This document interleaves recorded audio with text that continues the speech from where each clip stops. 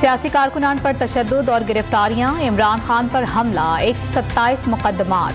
तहरीक इंसाफ ने यूरोपीय यूनियन, अमरीकी ऐवान नुमाइंदगान और हाउस ऑफ लॉर्ड्स को खतूत इरसाल कर दिए। तहरीक इंसाफ की मीनार पाकिस्तान पर पावर शो की तैयारी, मुख्तलिफ इलाकों में कंटेनर्स लगाकर सड़कें ब्लॉक कर दी गईं।